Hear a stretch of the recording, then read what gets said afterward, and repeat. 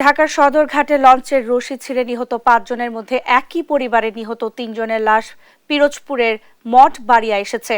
চলছে দাফনের প্রস্তুতি। এ বিষয়ে আরো জানাতে পিরোজপুর থেকে যুক্ত হচ্ছেন সহকর্মী হাসিবুল ইসলাম হাসান। হাসান, সবশেষ কি খবর রয়েছে আমাদেরকে জানাবেন।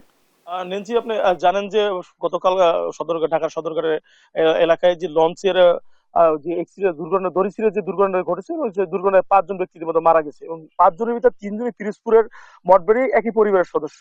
এবং এই পরিবারের যে বেলাল, তার স্ত্রী মুক্তা এবং তার মেয়ে মাইশা, তাদের মরদেহ ইতিমধ্যে পিরোজপুরের মঠবাড়িয়া উপজেলার দাউদখালী ইউনিয়ন পরিষদে ইতিমধ্যে পৌঁছেছেন। এবং সকালবেলা ইতিমধ্যে বেলালের স্ত্রী মুক্তা এবং মাইশার মরদেহ ইতিমধ্যে তার বাবার বাড়িতে ইতিমধ্যে দাফন হয়েছে এবং বেলালের মরদেহটি তার মামা বাড়িতে দাফনের ইতিমধ্যে প্রস্তুতি চলছে।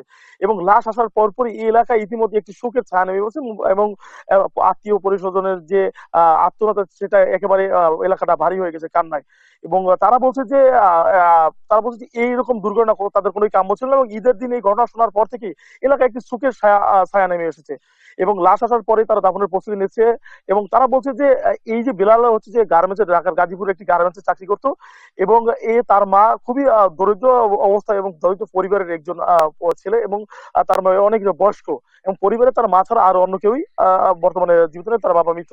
এবং দাউদখালী নিতান্ত গ্রাম এলাকার এখানে তারা বসবাস করতো এবং ঈদের ছুটি কাটানোর জন্যই মূলত তার পরিবার সহই তারা এই সদরঘাট থেকে পিরোজপুরের উদ্দেশ্যে রওনা দেওয়ার কথা ছিল। কিন্তু তাসশিফ লঞ্চ এবং ফারান লঞ্চের কারণে হচ্ছে যে দড়ি ছিঁড়ে তারা মূলত মারা যায়।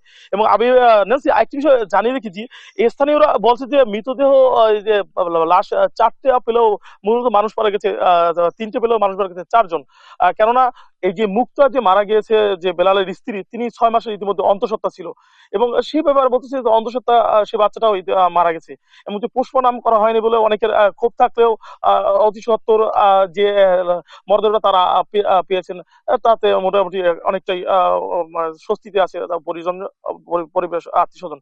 এবং আত্মীয় স্বজনরা দাবি করেছেন যে যেহেতু তার পরিবারের একমাত্র মা নিতান্তই গরিব অবস্থায় আছেন এবং সে বয়স্ক, প্রশাসন যেন আর্থিক সহযোগিতা এবং প্রশাসন তারা পাশে থাকে যাতে করে তার ভবিষ্যতে তার মায়ের দেখভালের জন্য কোনো সুবিধা হয়। এবং স্থানীয় এবং আত্মীয় স্বজন দাবি করছে যে এরকম ঘটনা যারা সাথে জড়িত তারা যেন অবশ্যই প্রশাসনিক ব্যবস্থা নেওয়া হয় এবং প্রশাসনিক ব্যবস্থা নেওয়া হয় এবং এইরকম ঘটনা যেন না ঘটে। এবং পিরোজপুরের প্রশাসন থেকে জানানো হয়েছে যে এই দুর্ঘটনায় যারা নিহত হয়েছেন তাদের পরিবারের পাশে বিভিন্ন সর্বাত্মক সহযোগিতার জন্য প্রশাসন সার্বিক তারা পাশে আছে। মূলত এই ছিল আমার কাছ থেকে পিরোজপুরের মঠবাড়িয়া উপজেলার দাউদখালী ইউনিয়ন পরিষদ থেকে এই যে দুর্ঘটনায় নিহতদের বিষয়ে। ন্যান্সি।